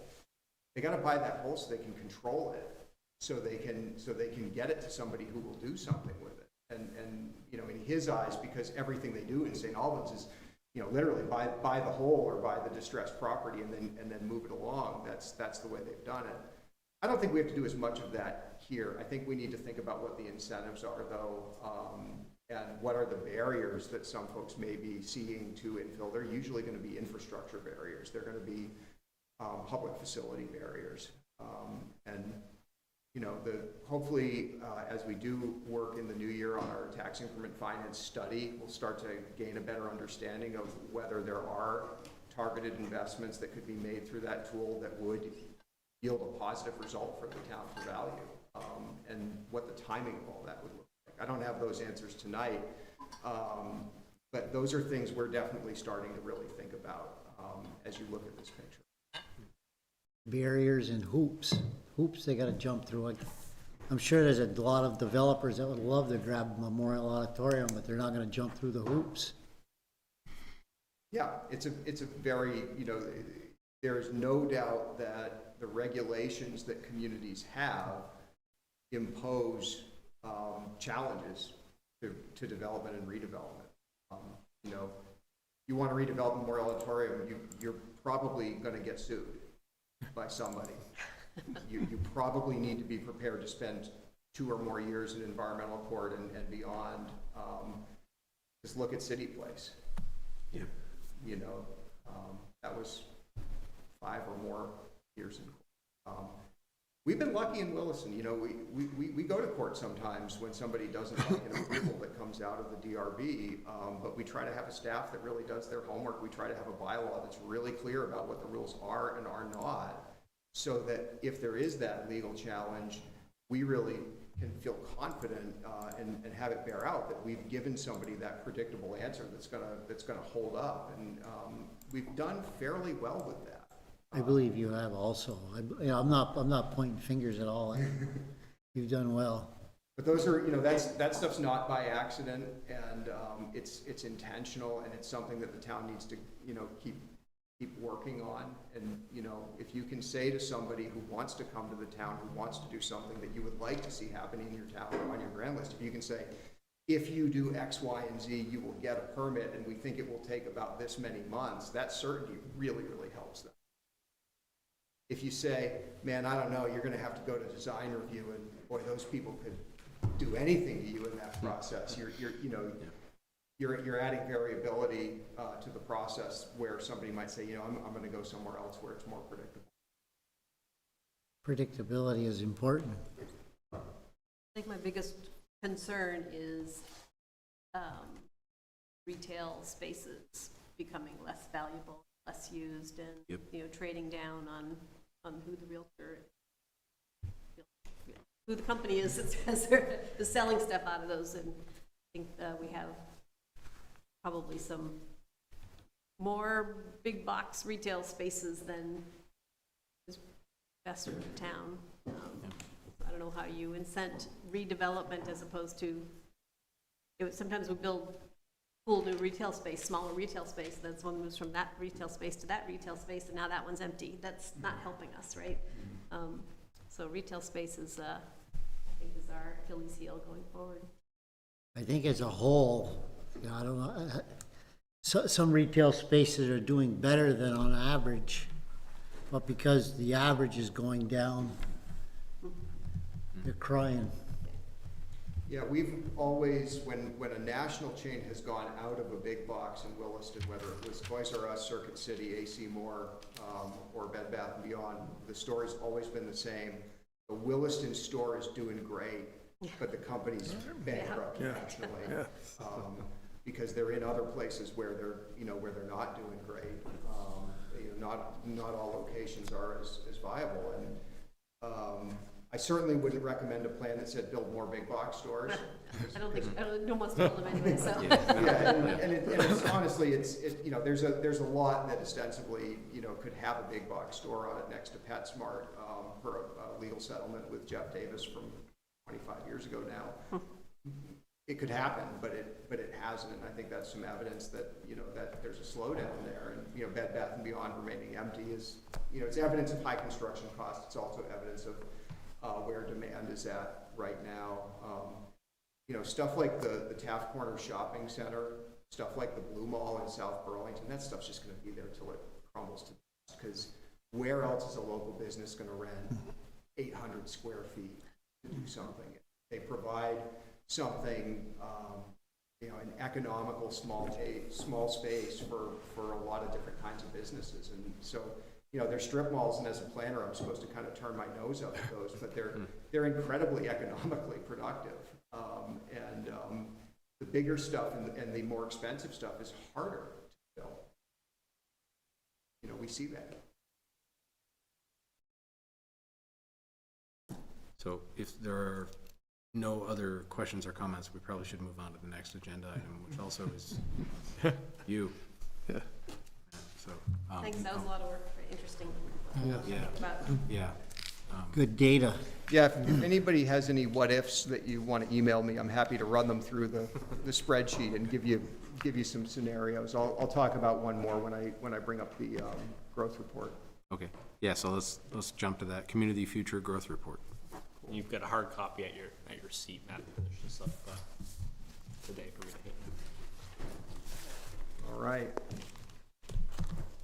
So this is the fourth year that we've tried to give the select board a little bit of a picture into what's coming in Williston's future.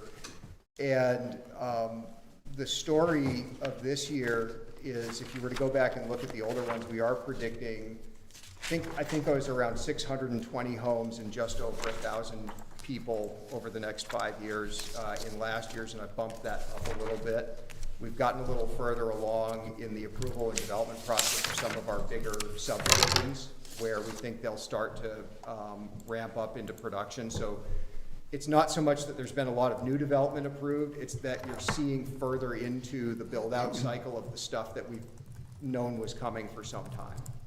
So that's where I get to the 783 homes, 1,384 people, and some of the other themes in this report are very similar to last year's and the years before. Excuse me. We have an ongoing shrinking household size, as predicted by the census. So for everything that we add in those 5 years, it still looks like from shrinking household size, we lose about 200 people as households get smaller, due to our aging population and lower birth rates. But we do see new buildings, and new commercial development predicted is pretty much all of the same commercial development we knew about last time, just continuing to move along. We really haven't had anything big and new come in through the permit process in the last year. And, you know, I said this last year, and I'm saying it again this year, past predictions have overestimated the volume and pace of the growth. So, you know, in 2022, we thought there would be 172 homes built in fiscal '24, the year that just ended in June. You know, we only saw 60. We predicted 10 homes, very conservatively, really predicted 10 homes in FY '25. We've only seen 2 so far. We'll probably see some more in the spring. We might get closer to the 10 there. But moving to some of the tables, a few words about growth management. You know, we had this shift in our bylaws last year where we have projects that have that alternate path around growth management. You may feel good or bad about this, but that has not opened the floodgates of residential development in Williston.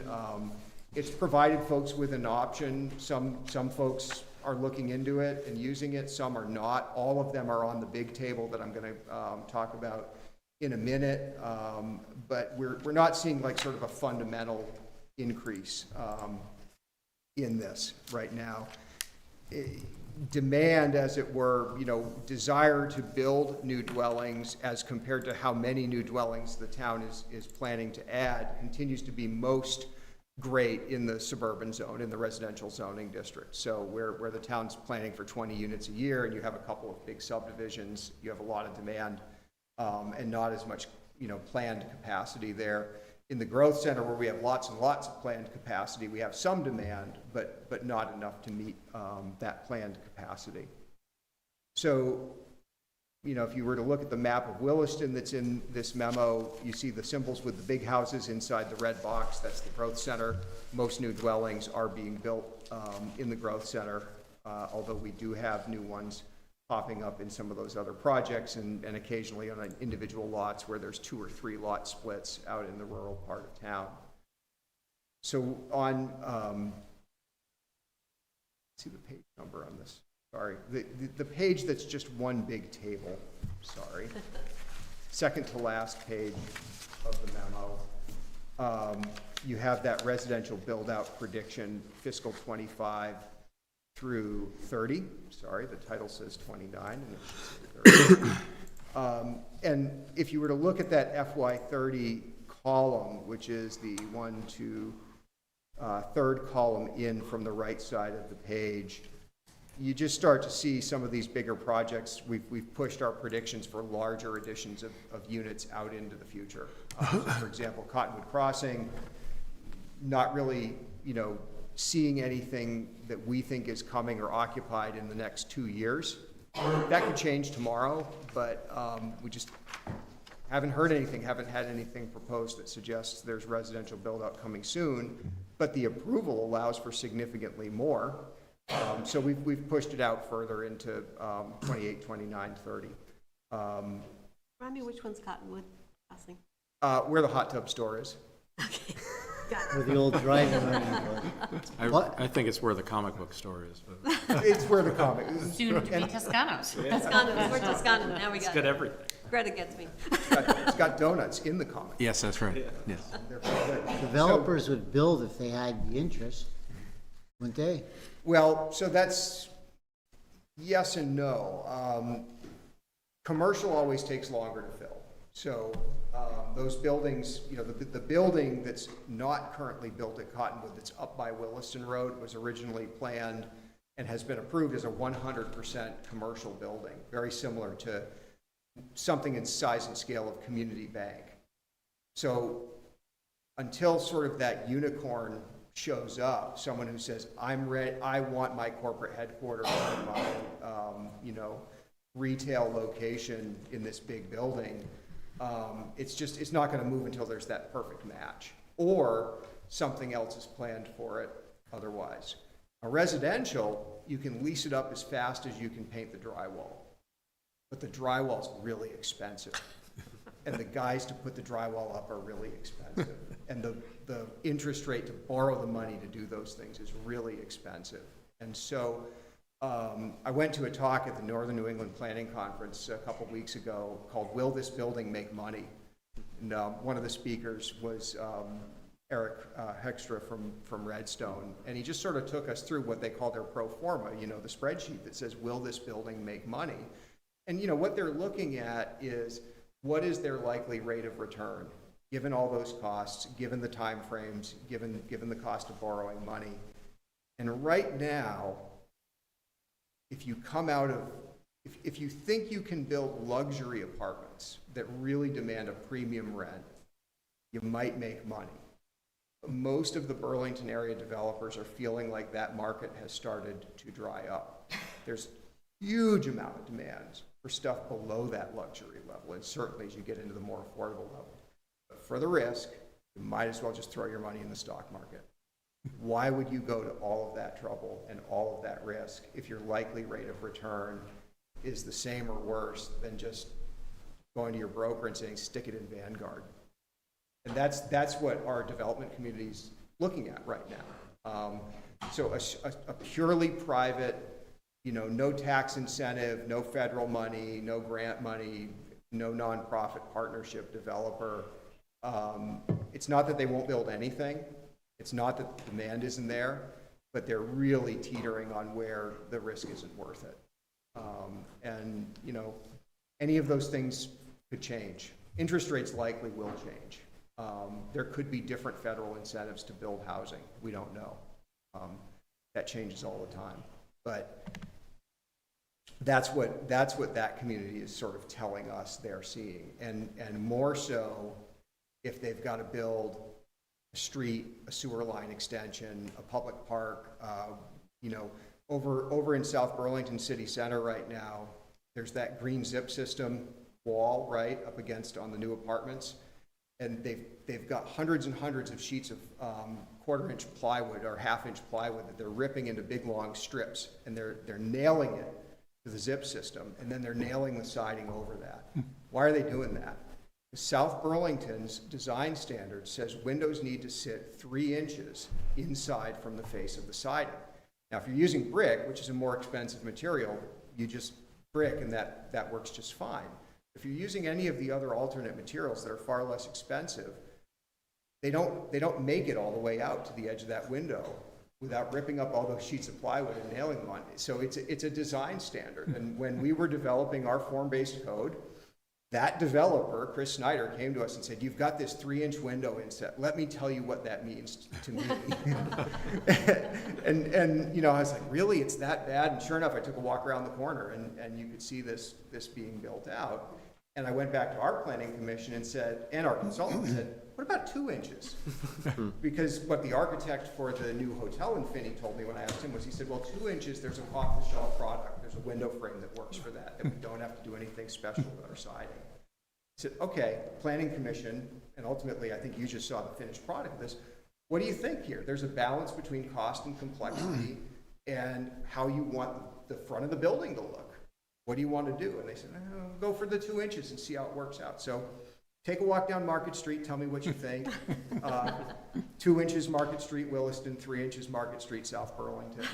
But it does make a difference in construction cost, complexity, and time. And those are the things that folks are looking at when they're trying to decide whether they want to build or not. Huh, I had a drywall hanger yesterday, help me unload Christmas trees. It's not got somewhere to go put in drywall? So that's really the story of the big table on the second to last page of this is there are more units here. It's because we're getting further along in some projects that have been on this list for some time. And we do think, you know, like the annex project, 66 would assume like about half of that would be ownership units and one big apartment building. I don't know if they'll really occupy an apartment building by the end of FY26 at this point.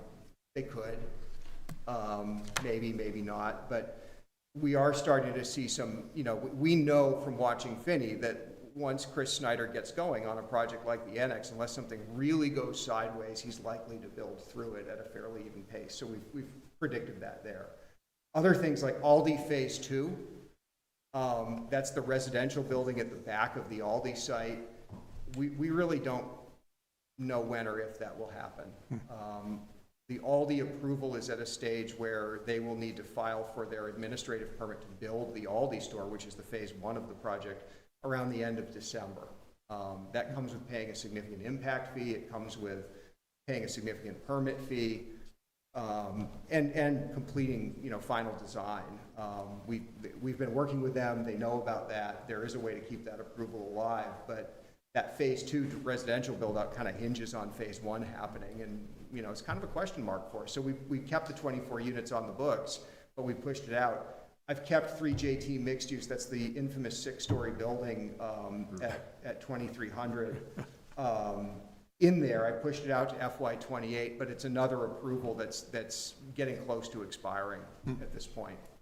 So it's on the table now. It's part of the total now. It might not be 6 months from now, depending on what happens. So that's true for a lot of these, and it's certainly true for what year we put those numbers in and how big or small those numbers are. We're taking a bit of a guess. But we do know this represents all of the projects that are approved and moving in one way or another in town. So someone's supposed to ask me, Matt, what does it look like in your grand list projection if all this development happens? Because then I get to say, yeah, I looked at that.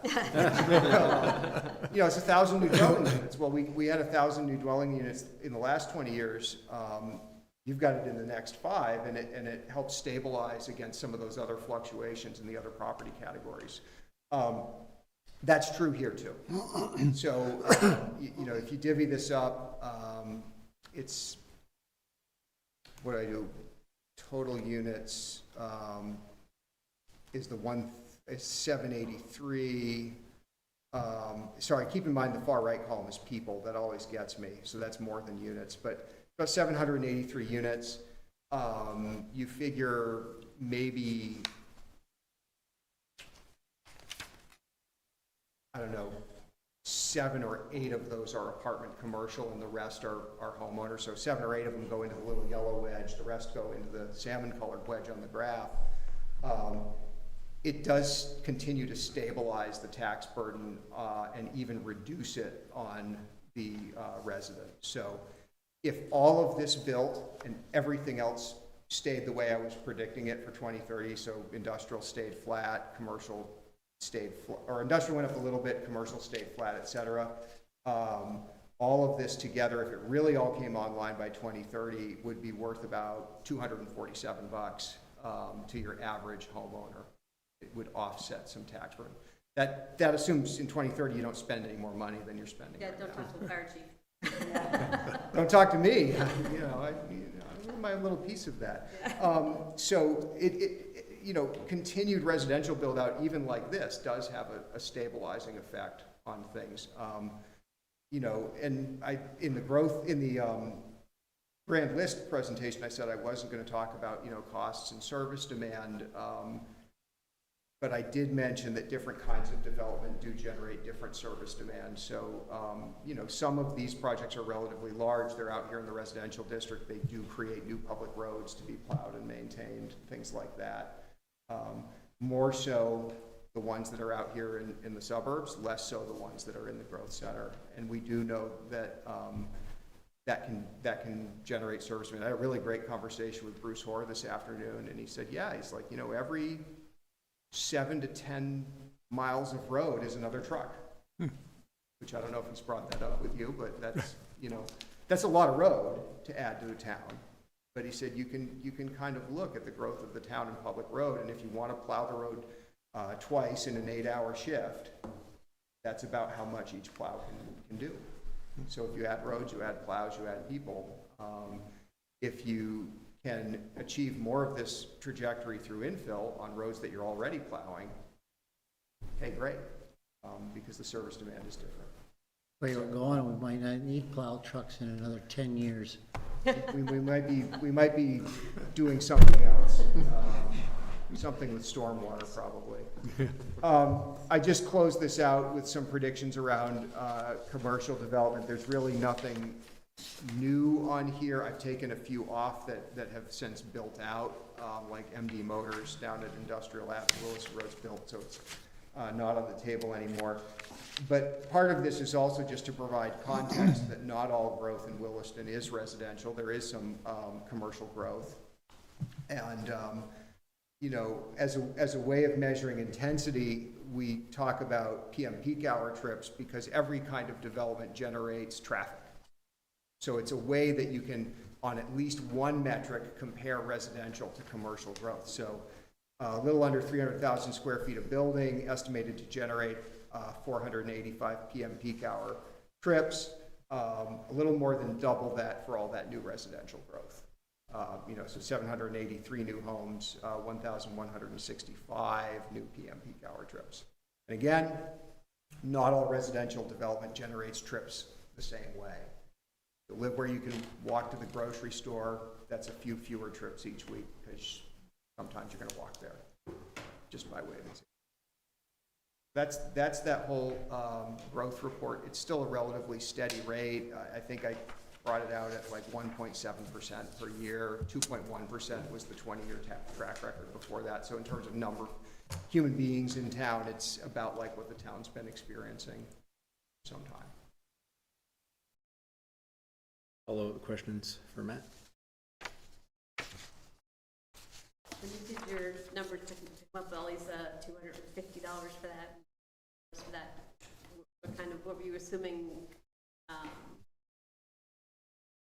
the property tax,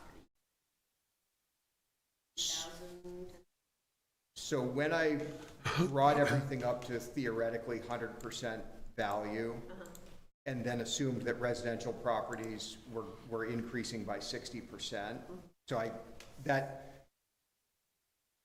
can't quite go back to it right now, but it added many hundreds of millions of dollars to the grant list. It added the full 900 million that the CLA says we should have, right? It increased the average value of a home from something in that $330,000 range to something over $500,000. So then I was able to adjust the tax rate downward. So I went from the 34-ish cent rate down to about 21.8. I like that because I was wondering, that was going to be another question after I noodled on it a little bit, but I was just looking at if you're building 1,000 new homes at $8,000 of property tax as a house. Doesn't matter if you're doing the rate or the value, it's still going to be the same tax bill, right? Right. So I got $8 million.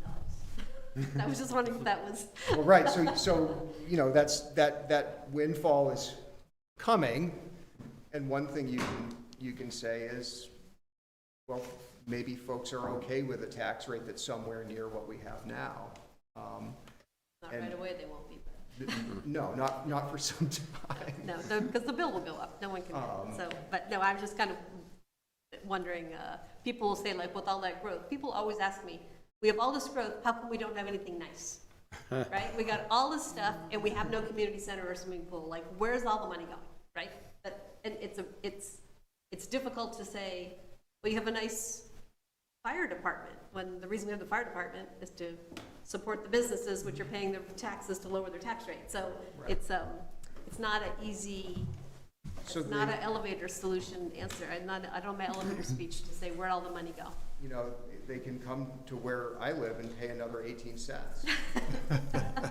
You know, I was thinking about that the other day, and it occurs to me that, you know, I don't want to talk down to voters or anything, but it seems like a lot of people don't understand that, you know, yeah, the commercial development and the sales and use tax and et cetera, that does pay for a lot of the public safety infrastructure that we have here, but we get to use it too. So, you know, when you call at 11 o'clock at night for an ambulance, it's there within 3 minutes, as opposed to Richmond, where the volunteers have to be radioed, drive to get the ambulance, and then come and you're like 10 or 15 minutes away. So, I mean, That's a great example. I just need to, I need to be able to articulate that better. Yeah. Because I do think that people see all of this growth, and it's a hard sell to say, but what we really need is to invest in our gardens so that we can have even more growth. Yeah. And they're gonna say, well, what am I gonna get for it? Right? yeah, And that's no, the you're right. hard. And the confounding factor is the school property tax rate, and people just don't understand Well, that. if people would move in and have more babies, this would solve it. Yeah, well, Well, I think, I mean, that's a big part of it. People see all this growth and they say, well, okay, the schools are gonna be overwhelmed. And so then the school bill is gonna go up even more because we're gonna have to build all these new schools. And so and we've had all this growth, and you try to talk to them about the population within the schools, and in fact, it has not. yeah. Right. You know, but people don't, you know. Some public information still needs to be Yeah, and I also spread. just have to, I'm working on my own head, the second part, the part that Matt didn't have to talk about is the expense side of it. You know, we have a lot of expensive projects on deck, right? And the library itself is $8 million. That could eat up the entire growth that we're talking about, of over 1,000 more homes. So, you know, there's that, how much, if we do the projects that we have on us, and I've got a list of a dozen already, if we did them, how much would the grand list have to grow to keep the tax rate the same or even close, right? I mean, that just sort of would help me with decision-making if I kind of knew everything in context, and I haven't got quite enough data yet, but part of it is how realistic it is for the town to grow. So this, Yeah. I think this really helps. It seems like it's 1,000 new houses, but it's 1,000 new houses on how many? 4,600. Yeah, so it's, you know, it's 20%, but that's a big number. Well, it is, and again, like, I'd be honestly surprised if much more than half of that really happened in 5 years. Yeah. Just knowing, you know, I mean, I was here from 2008 on, so I saw the recession when almost nothing happened, and subdivisions approvals were expiring, and, you know, and then I saw things kind of take off like a rocket, starting around 15 or 16, and, you know, those cycles are out there. They're going to keep happening. But I think, you know, that question of how much would the grand list have to grow if we wanted to add the following things that cost money and not tax people more dollars, you know, that's in a sort of a general sense, that's a knowable number. You know, that's something you can use this kind of analysis to do, and it's a good way of sort of thinking about it. And, you know, that the other thing is there's the growth of the town in terms of its, you know, services, facilities, amenities, department sizes, all of that. It's not sort of a smooth curve. It's, you go from having a professionalized or not having a professionalized rescue squad to having one, and it's this, you know, it's this notch. Or you go from having a small library to having a big library, or not having a community center to having a community center, and those things are part of the challenge. I think where we sit now is like you're looking ahead at those big jumps, right? Yes. Yeah, almost everything on our list is making something we already have bigger. Radio communications infrastructure. Right. Yeah. That's on my list. Very exciting. I had a good conversation with some residents in the library last week, just trying to do this, it was a just come talk to the manager about how the budget works type of discussion. I'll try to do a couple more of these this month and next month. But, you know, one thing I, looking at it, and I hear this from residents, came up at this meeting was, seeing new development, why is what's yielded in the tax revenue from that just offsetting any needs overall in the town to increase the tax rate? I look at an example, say the new hotel that's being built, say it's valued at $10 million. If our tax rate was the same, the 35 cents, what we're getting from that property per $100 of assessments around $35,000 of tax revenue. That's just part of the whole tax picture when we also think about the appeals of some commercial property valuation. Looking at it, we gained this, but then we lost this. So I'll put it in the context too of just the overall percentage of growth of the grand list. Our assessor's predicting a 0.5% increase, and I'll work those numbers for the transmittal. But we're likely going to have an expense side that will be in the 5 to 5.5% range in the draft budget you get, and it's upwards of $800,000. And it's raising that with just new development in a year or two just to maintain operations today is the math doesn't work. Yep. Yeah, and I wouldn't be suggesting that. Is that South Burlington used to have that. You could only increase your budget as much as the grand list grew. Yeah. That was a school district thing, at least. I don't know about the town at the same time, but it was, I don't know if that's realistic, but it should at least be a strategic target, or know that we're doing this despite the fact that it's not going to work. Yeah. It's just finding to me like that community education component about how these things work and what you see being built doesn't correlate directly with how well Your reduced tax bill. things work. Yeah. Or the community center pool. Does the quantity equal quality of life? The quantity of life, live longer. Right. I just mean the quantity of what we get. Does it make our life any better? Well, that's all these numbers that we're playing around with is, some people, I think it does, being in a bigger town gets you more amenities than if you lived in the Derby. More traffic, more crime, more drug, problems. That's one way to look at it. So any final questions for Matt?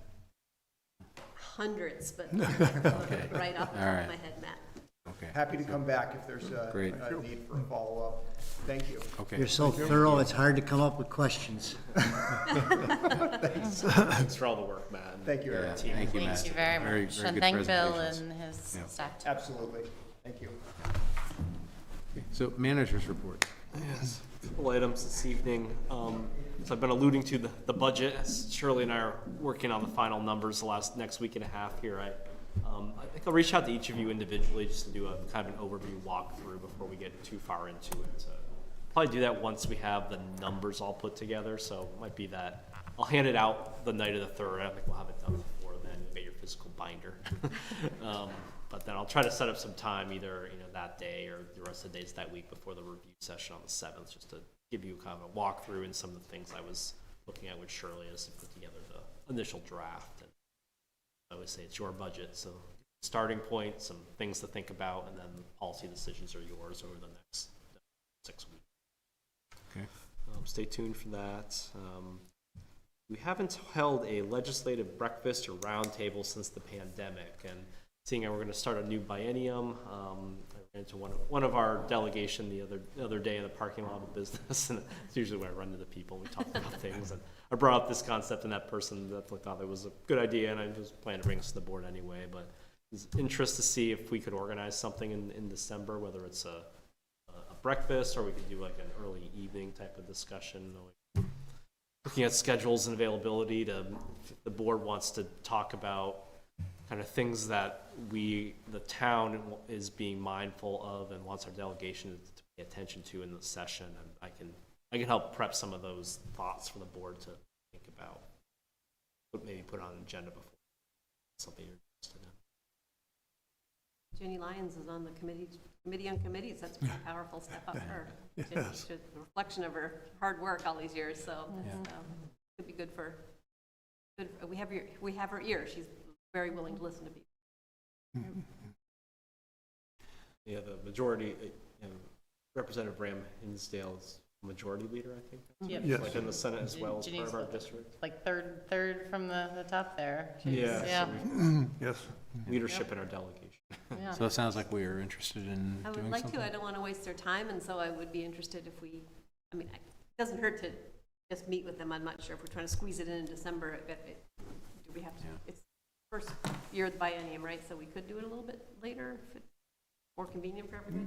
Yeah, that might make The problem is they get very busy Get it on the after, calendar on Monday mornings. Monday would Yeah. be the day to do it. Yeah. I can poll the six with some representation from the person that represents Wilson and most of South Burlington. I can poll our six folks and see if there's interest, and I could put some dates out there. For the select board, would morning, evening be better for your schedules? I'll preview the dates with all of you. If it's going to be a Monday, I think morning Mornings are good. would be. Morning. As long as I have notice. Morning, No, okay. fine, Yeah. it's fine. I can look early December and then look see if we can get something. Okay. Thank you. Good. It's not in my report, but Green Mountain Transit is moving ahead with a proposed special assessment for the next fiscal year. I have an email from them, so I know their last update, they were not planning to do that, but the board has decided to look at pursuing a special assessment. So what that means for a special assessment to be approved, they're asking for $308,000 in FY26. Under statute and the charter for Green Mountain Transit, all the legislative bodies of all urban member municipalities would have to approve the special assessment. If one says no, then it doesn't move forward. So this special assessment would be used to help with working through the challenges they're facing fiscally, including things with drive or buyout program, a consultant to help looking at the overall assessment methodology in the future, and then for some representation for lobbying efforts in Montpelier coming up. They would also, they look at this as kind of a ceiling, and they would build towns in proportion, if approved, along the lines of what was spent. So for Williston, that special assessment amount request would be $30,000 for FY26. Certainly have them speak in more detail to that. I think for the purpose of drafting the budget, I'm not going to include that number. I'll make it an add-in should the board decide to support the special assessment, but it would be you and 7 other municipalities that would all need to agree to that. And we would approve that. It's not something that would go to town meeting. Yeah. Yeah. Yep, it would be at the select board Okay. level to support. They Just eliminated, previewing that as Okay. an element, but it's a $30,000 swing, so I think I'm going to leave it out for now and leave it as an add Yeah. for you to further discussion. Is it worth it to have them come in and talk about that, Yeah, or not? your discretion. I know you'll have a lot to look at. They're better to answer questions directly, and our representative, our commissioner, all in those discussions on what that assessment would be moving ahead. I suspect if they really want to get this passed, they're going to be doing the dog and pony show. Is that what they're going to have to bring it around to convince Yeah. Oh, yeah. everybody to. Maybe a abbreviated dog and pony show. Yeah. Yeah, to give you a sense, Williston's is the third highest. It's based on proportionality of our fixed route share. So South Burlington's share would be 46,000, and Burlington's would be 168,000 as the top number. And then those lower from there below. I'm sorry, did they add extra routes because of ARPA money, and did they eliminate costs because, ridership fees because of ARPA money? Yeah, and it was a combination of factors. They used some federal money, and then just the public health situation as well. They've had to eliminate some routes based on just the overall economics for the operating. To me, just throwing money at them to keep them going isn't worth it. They'll be better to speak to, kind of all the nuances here. I understand this would be used towards those 3 specific efforts on top of just the operating costs they're faced with.